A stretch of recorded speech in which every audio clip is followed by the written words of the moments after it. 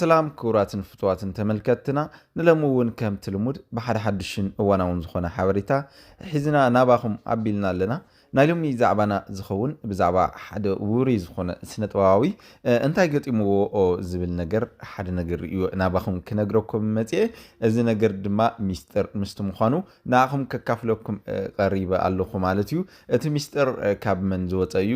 መን ከንመን ነጊርዎ ንዝብል ነገር እውን ሙሉእ ዝበለ ሓበሬታ ሒዘ ቀሪበ ዘለኹ ማለት እዩ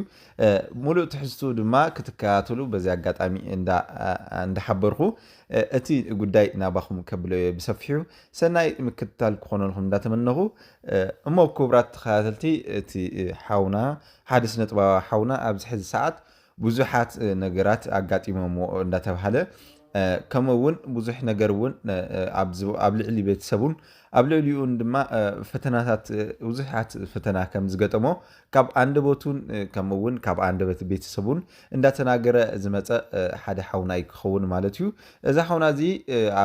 ብፍላይ ኣብ ኣዲስ ኣበባ ኣብ ዝፀንሐሉ ግዜ ብዙሓት ነገራት ገጢሞምኒ እዮም ኣብ ስራሒ ድማ ጽቡቕ ነገር እንዳስራሕኹ እየ እምበር ኣብ ፖለቲካ ጣልቃ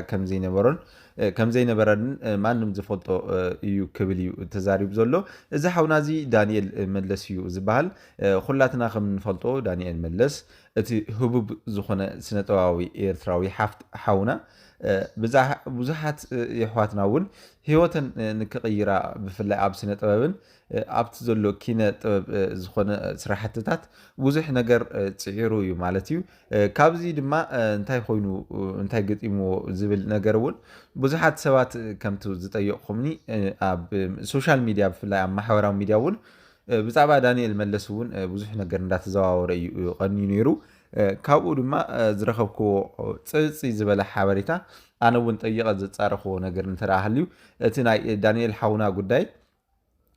ናበይ ኣቢሉ ነይሩ ንዝብል ነገር እዩ ብፍላይ ሰብ ዘጣይቕ ዝነበረ ነዚ ድማ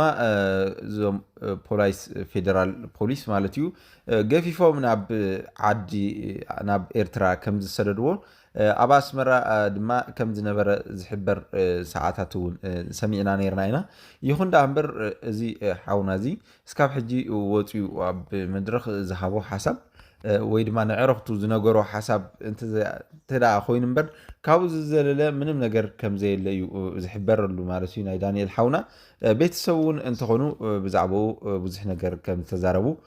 ናይ ቀረባ ሰባቶም ይዛረቡ ማለት እዩ እዚ ሓውና እዚ ዳንኤል መለስ እቲ ዝሰርሖ ነበረ ስራሕትታት ካብ ገዝኡ ናብ እቲ ስርሑ እምበር ካሊእ ዝገብሮ ዝነበረ ነገር ከም ዘይነበረ እዩ ዝንገረሉ ማለት እዩ ብፍላይ እቶም ዕርክቱን ኣዝማዱን ፈተውቱን ድማ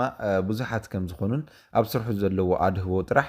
ይግደስ ከም ዝነበረን ከምኡውን ናይ ቤተሰቡ ሓላፍነትን ናይ ስድርኡን እውን ዘገድስዎ ዝነበረ ሰብ እምበር ኣብ ካሊእ ፖለቲካን ኣብ ካሊእ ናይ ካልኦት ስራሕቲ ገበናት ይሳተፍ ከም ዘይነበረ እዮም ዝሕብሩ ማለት እዩ ካብ በዓልቲ ቤቱ እውን ዝኾነት ወይዘረት ካፒታል ድማ ዝሃበቶ ሓደ ሓበሬታ ነይሩ ቅድሚ ሕጂ ንበዓት ዝዓጀቦ መግለፂ ማለት እዩ ኣብ ቃለ መሕተታ እቲ ዘለና ናይ ሓዳር ጥዑም መቐረት ኣነ ብዘይካ ዳንኤል ክነብር ኣይኽእልን እየ ዳንኤል ማለት ንዓይ ብጣዕሚ ፅቡቕ ሰብን ከምኡውን እቲ ዘለዎ ናይ ስድራ ምክንኻንን ፍቕርን ሓልዮትን ድማ ካብ ማንም ወዲ ወይ ካብ ማንም ካሊእ ዝፅበዮ ነገር ኣይኮነን ባዕሉ ፅቡቕ ገይሩ ዝህበኒ ሰብ እዩ ነይሩ ግን ድማ ናበይ ከም ዘበልዎ እውን ኣነ ዝፈልጦ ተኣመር የብለይን ዝፈልጦ ሓበሬታ እውን የብለይን እያ ክትብል ተዛሪባ ዘላ ወይዘሮ ካፒታል ኣዶኡ ናይ ቤተሰብ ማለት እዩ ኣዶ ናይ ዳንኤል መለስ ድማ ኣብዚ ሓለፈ ሰይተወዳ እውን ኣብ ውጥጥ ኣትየን ምንባረን ዝናገሩ ሰባት ኣይተሰኣኑን ማለት እዩ እዚ ዝኾነትሉ ምክንያት ብፍላይ እታ ኣደ ማለት እዩ ነቲ ወዳ ብኣ ኣቢሉ ተጨውዩ ከይኸውን ዝብል ጥርጣረ እያ ሕዲራ ናይ ወላዲት ነገር ከምቲ ንፈልጦ እዩ ኣብ ዝኾነ መዕልዎ እስካብ ትረክብ ሕማቓት ይኹኑ ፅቡቓት ቃላት ክተውፅእ ናይ ግድንያ ናይታ ካፒታል ዝኾነ ባህር ድማ ክተረጋግዓያ ፈቲና ኣነ ነቲ ሰብኣይ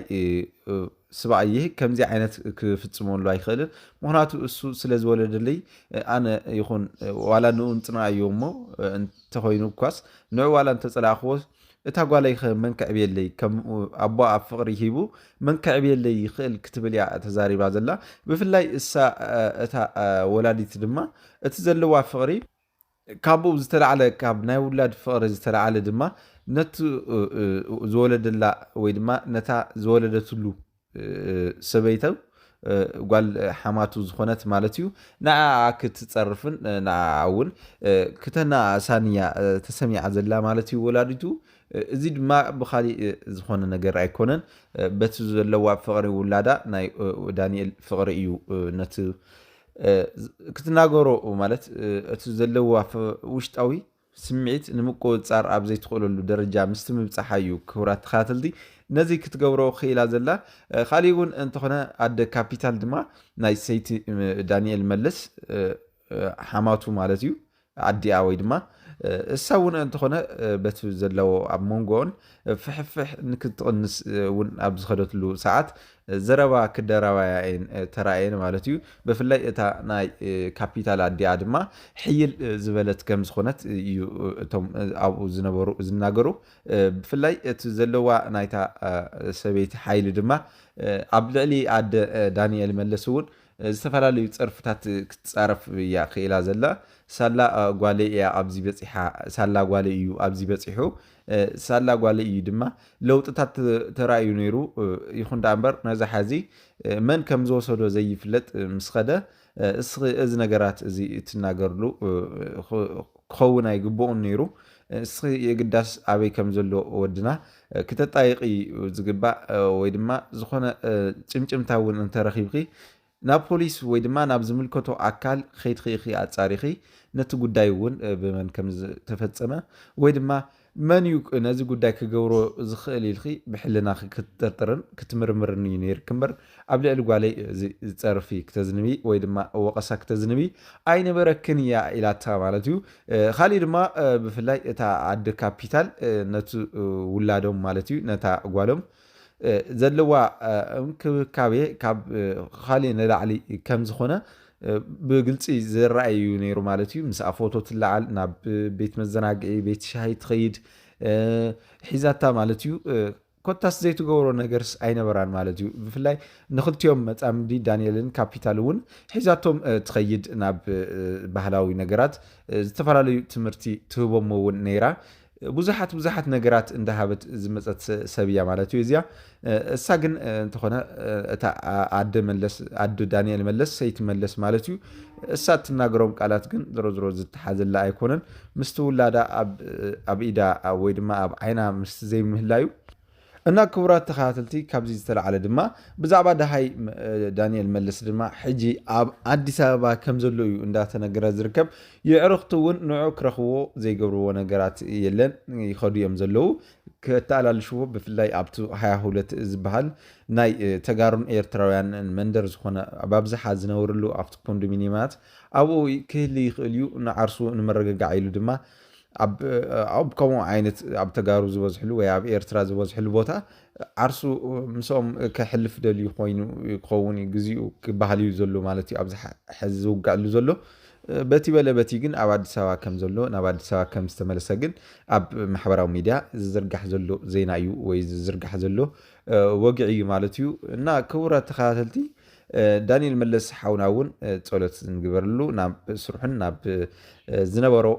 ሙሉእ ሓዳሩን ክምለስ ማለት እዩ እና ክቡራት ተኸታተልቲ ንሎሚ ዝነበርኒ ሓበሬታ ነዚ ይመስል ነይሩ ነዚ ቪድዮ ላይክ ብምግባር ነዚ ቻነል ድማ ንከዓቢ ሳብስክራይብ ብምግባር ነዚ ቻነል ንከዓቢ ክተበራታትዑኒ ይግባእ ክብል ይፈቱ ሰናይ ናይ ስራሕ ሰዓታት ክኾነልኩም ሰናይ መዓልቲ ይምነ